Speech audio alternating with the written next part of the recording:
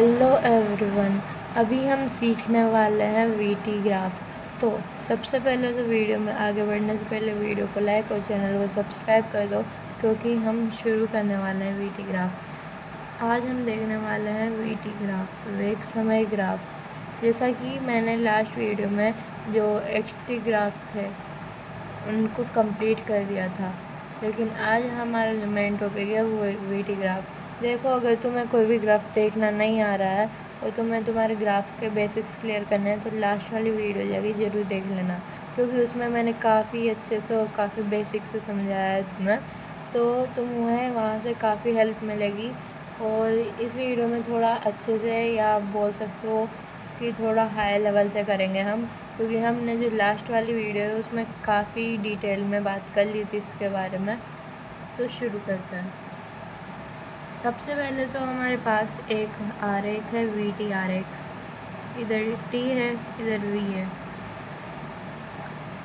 अगर हमारे पास रेखा क्षैतिज है तो हम बोल सकते हैं कि ढाल क्या होगा। ढाल क्या होगा? ढाल होगा इसका 0। और ढाल 0 है तो ढाल वी टी आरेख का ढाल क्या देता है, या वी टी आरेख का ढाल क्या देता है अपन को, ये बता दो तुम। वी टी आरेख का ढाल क्या देता है? त्वरण देता है। वी टी वेग और समय आरेख का ढाल क्या देता है? त्वरण देता है। ढाल का मतलब होता क्या है? dx बाई dt, यानी अवकलन। तो वेग का अवकलन क्या देगा? त्वरण देगा। तो ये जो ढाल है ये त्वरण दे रहा है, तो त्वरण क्या हो जाएगा? 0 हो जाएगा, क्योंकि इसका ढाल भी 0 है। उसके बाद वेग क्या होगा? वेग देखो 0 नहीं होगा, वेग इस स्थिति पे है, वेग इस स्थिति पे है, तो वेग समान रूप से बढ़ता जा रहा है, तो वेग क्या हो जाएगा? नियत। वेग नियत हो जाएगा तुम्हारा। ठीक है, अगला वाला करते हैं। अगला वाला एक ग्राफ दे रखा है तुम्हें, इधर टी है, इधर वी है। अब एक ऐसी रेखा दे रखी है, तो फटाफट बता दो इसमें टेन थीटा क्या होगा, या ढाल क्या होगा? इसमें ढाल क्या होगा? नियत होगा और धनात्मक होगा, और धनात्मक होगा। इसमें ढाल नियत होगा और धनात्मक होगा। त्वरण क्या होगा? कैसे होगा धनात्मक? मैंने कैसे बोल दिया कि ढाल नियत है? ढाल नियत है, मैंने सरल रेखा को देख के बोला, क्योंकि रेखा सरल है, और सरल रेखा पे किसी भी बिंदु पर ढाल नियत होता है, यानी टेन थीटा में थीटा बराबर होगा, तो इस वजह से नियत होगा। और पॉजिटिव होगा, क्योंकि ये धनात्मक एक्स अक्ष के ऊपर है, एक्स अक्ष के ऊपर है, इस वजह से ये पॉजिटिव है।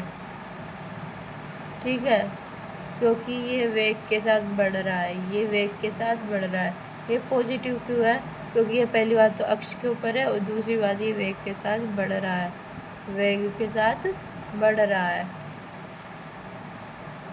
फिर आते हैं त्वरण की बात करते हैं। इसका जो त्वरण होगा वो भी नियत होगा, और वो भी धनात्मक होगा, वो भी धनात्मक होगा। तो जब त्वरण और ढाल दोनों एक ही चीज़ है तो वो नियति और धनात्मक तो होगी सही, क्योंकि वी टी आर एक का ढाल जो होता है वही त्वरण होता है। ठीक है, अब वेग बता दो। वेग क्या होगा? बढ़ रहा है। कैसे पता चला? ये वेग है और ये वेग बढ़ रहा है हर बिंदु पर। मान लो ये कोई बिंदु है, इस पर वेग ये है हमारे पास, टाइम बढ़ा, फिर आ गया, इस पर वेग अब यहाँ आ गया, फिर यहाँ आया, तो ऐसे वेग बढ़ता हुआ दिखेगा तुम्हें। ठीक है, तो जब वेग बढ़ता हुआ दिख रहा है तो वेग क्या हो रहा है तुम्हारा? इंक्रीज हो रहा है। एक और ग्राफ देखते हैं। ये फिर से वी टी ग्राफ है, कुछ ऐसा दे रखा है तुम्हें। इसका ढाल बताओ। ये है इसका ढाल, ऋणात्मक। क्यों? क्योंकि एंगल 90 डिग्री से ज़्यादा है, एंगल 90 डिग्री से ज़्यादा है, इस वजह से इसका ढाल क्या हो जाएगा? ऋणात्मक हो जाएगा और नियत हो जाएगा। क्यों होगा नियत? क्योंकि ये एक सरल रेखा है, ठीक है। और सरल रेखा का ढाल हर बिंदु पर नियत होता है। त्वरण की बात करते हैं। त्वरण कैसा होगा? त्वरण भी ऋणात्मक होगा और नियत होगा, क्योंकि जो ढाल है वही तो त्वरण है। और बताओ, और क्या बता सकते हो? वेग बता दो। चलो, वेग कैसा होगा? धनात्मक होगा, क्योंकि अक्ष के ऊपर है। और क्या होगा? डिक्रीज करेगा। डिक्रीज करेगा, क्यों करेगा? क्योंकि मूल बिंदु के पास आता जा रहा है। मूल बिंदु के पास आता जा रहा है। जब तुम टाइम बढ़ा रहे हो तो मूल बिंदु के पास है। जब तुम्हारा टाइम ये था तो मूल बिंदु से यहाँ था। जब टाइम बढ़ाया तो और पास आ गया, और पास आ गया, ऐसे ही और पास आ गया। तो तुम पास लाते जा रहे हो, पास लाते जा रहे हो। इस वजह से इसका जो वेग है वो डिक्रीज हो रहा है और वेग धनात्मक है। u बराबर 0 होगा क्या? बता दो। क्या u बराबर 0 होगा? इसका प्रारंभिक वेग 0 होगा क्या? नहीं होगा, क्योंकि यहाँ से शुरू हो रहा है। यहाँ प्रारंभिक वेग 0 नहीं है। अगर यहाँ से शुरू होता तो प्रारंभिक वेग 0 होता, लेकिन यहाँ से प्रारंभिक वेग 0 नहीं है, ठीक है। अगला एक और देख लो। यह है तुम्हारे पास वीटी ग्राफ। अब इसमें बताओ मुझे तुम, ढाल कैसी होगी? इसमें ढाल कैसी होगी? धनात्मक होगी। कैसे पता लगा? स्पर्श रेखा खींची होगी। स्पर्श रेखा खींची होगी तो एंगल 90 डिग्री से कम आया होगा, तो ढाल धनात्मक होगी। और क्या होगी? इंक्रीज करेगी। इंक्रीज करेगी। इंक्रीज करेगी, क्यों करेगी? क्योंकि ऊपर जा रही है, वेग बढ़ रहा है। जब वेग बढ़ रहा है तो ढाल बढ़ रही है। तो त्वरण क्या होगा? त्वरण इंक्रीज करेगा और धनात्मक होगा। वेग बताओ। वेग तो बढ़ रहा है, देखो हर बिंदु पर वेग बढ़ रहा है। ये वाला बिंदु ले लो, ये बढ़ गया और ज़्यादा आ गया, यहाँ बढ़ गया। ये वाला बिंदु लो, ये और बढ़ गया। ये वाला बिंदु लो और बढ़ गया। तो वेग क्या हो रहा है? वेग तो बढ़ रहा है, पॉजिटिव है और इंक्रीज हो रहा है, ठीक है। और बताओ, क्या t बराबर 0 पर u बराबर 0 है? क्या t बराबर 0 पर u बराबर 0 है? इस पॉइंट पे बताओ। हाँ यार, t बराबर 0 बराबर u बराबर 0। ये कुछ ऐसा ग्राफ है, अच्छे से देख लो। ऐसा यहाँ t बराबर 0 है और ये भी 0 है, इस वजह से है ये, ठीक है। समझ गए? अगला वाला देखते हैं फिर से। चलो एक और चीज़ बता दो। क्या t बराबर 0 पर a इक्वल टू 0 है? अगर t बराबर 0 पर a बराबर 0 हो गया तो वेग बढ़ेगा कैसे? बताओ ना, वेग बढ़ेगा कैसे? जैसे t बराबर 0 पर a बराबर 0 नहीं है, a पॉजिटिव है और धनात्मक है। एक और एग्जांपल लो। वी टी, ठीक है। इस बार कुछ ऐसा ग्राफ ले लो। अब बताओ मुझे, इसमें ढाल कैसा होगा? धनात्मक होगा। धनात्मक होगा ढाल।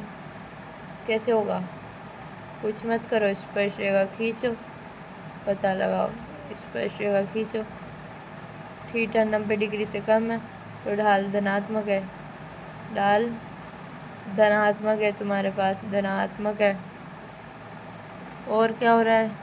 ढाल डिक्रीज हो रहा है, ढाल में कमी आ रही है। कैसे पता लगा? ये देखो, थीटा, इसमें कमी आ रही है, ढाल में कमी आ रही है। अरे शायद तुमने अच्छे से देखा नहीं है ग्राफ, मैंने ये रेखा नहीं बनाई ग्राफ में, ये तो मैंने वो समझने के लिए बनाई थी कि ढाल धनात्मक होगा, ऋणात्मक होगा और क्यों होगा। ये ग्राफ मुझे लगता है तुम्हें अभी कन्फ्यूजन होगा इसमें, क्योंकि मैंने वो स्पर्श रेखा बनाई ना, तो तुम्हें ऐसा लग रहा होगा कि वो ग्राफ तो सीधी रेखा है। वो ग्राफ सीधी रेखा नहीं है, ध्यान से देखना एक और बार। ये टी है, ये वी है, ठीक है। ग्राफ कुछ ऐसा है, ये ग्राफ कुछ ऐसा है। अब बताओ, ढाल धनात्मक है, यहाँ समझा दिया मैंने, थीटा नब्बे से कम है। और ढाल क्या हो रहा है, डिक्रीज़ हो रहा है, ढाल डिक्रीज़ हो रहा है। कैसे पता चला, ये देखो इस पॉइंट पे ढाल कुछ ऐसा, इस पॉइंट पे थोड़ा ऐसा, इस पॉइंट पे थोड़ा ऐसा, इस पॉइंट पे और ऐसा। तो ये डिक्रीज़ हो रहा है, क्योंकि यहाँ थीटा, ये थीटा, ये थीटा कम होता जा रहा है। त्वरण बताओ। अरे ढाल ही तो त्वरण है, जो त्वरण है वही ढाल है, जो ढाल है वही त्वरण है। तो वो भी क्या हो जाएगा, धनात्मक और डिक्रीज। वेग बताओ, धनात्मक और इंक्रीज। कैसे, अरे भाई देखना तू, वेग टाइम के साथ बढ़ ही तो रहा है, वेग तो बढ़ रहा है, वेग तो बढ़ रहा है, वेग क्या हो रहा है, बढ़ रहा है। नियत रह रहा है किसी टाइम पर वेग है तो कांस्टेंट, कांस्टेंट नहीं है, सॉरी, वेग बढ़ तो रहा है। मान ले तेरे पास ए इज इक्वल टू, चल मैं समझा दूँ तुझे, तेरे पास त्वरण है ए बराबर 10 है। अब तू बोल रहा है कि त्वरण है ना डिक्रीज़ हो रहा है, डिक्रीज़ हो रहा है, तो त्वरण ए बराबर 2 हो गया, तो अब क्या वेग नहीं बढ़ेगा। अरे वेग बढ़ेगा ब्रो, वेग तो बढ़ेगा, वेग तो बढ़ेगा। क्यों बढ़ेगा, वो 10 से नहीं बढ़ेगा लेकिन 2 से तो बढ़ेगा।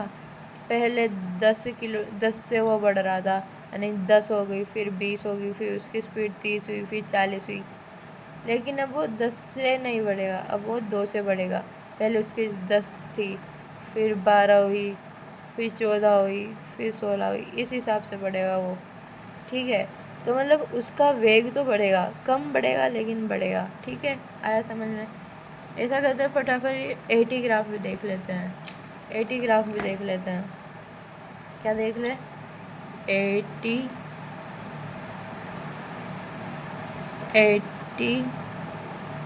ग्राफ देख लेते हैं। इससे तुम्हारा क्या होगा कि तुम्हें अगर तुम नेटिव प्रिपरेशन करो तो तुम्हारा है ना एटी ग्राफ इतना कुछ काम आने वाला नहीं है। और सिंपल सिंपल से 2 ग्राफ बता रही हूँ एटी के लिए, और भी अगर तुम्हें चाहिए हो तो बोल दियो फिर कि हाँ हमें एटी ग्राफ में चाहिए, तो फिर मैं कहीं से करूँगी कि हाँ क्या करूँ इसके लिए तुम्हारे लिए। ये है ए, ये है टी।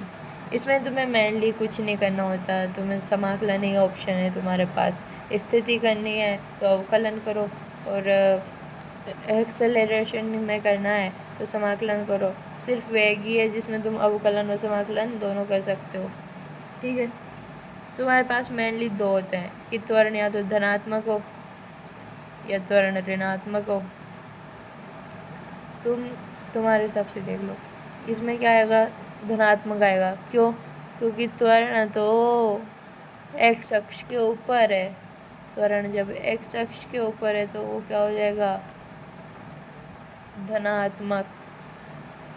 त्वरण तो एक्स अक्ष के नीचे है, एक्स अक्ष के नीचे है, तो वो क्या हो जाएगा, ऋणात्मक। आया समझ। तो आई विश कि तुम्हें यह सभी समझ में आ गए होंगे, एंड अगली वीडियो में मैं तुम्हारे लिए लाने वाली हूँ इन ग्राफ्स के कुछ क्वेश्चन, जिससे तुम्हें बहुत अच्छे से समझ में आ जाएगा। बाकी आज के लिए इतना ही। वीडियो अच्छी लगी हो तो वीडियो को लाइक कर दो, चैनल पर नए हो तो चैनल को सब्सक्राइब कर दो। मिलते हैं अगली वीडियो में, बाय बाय।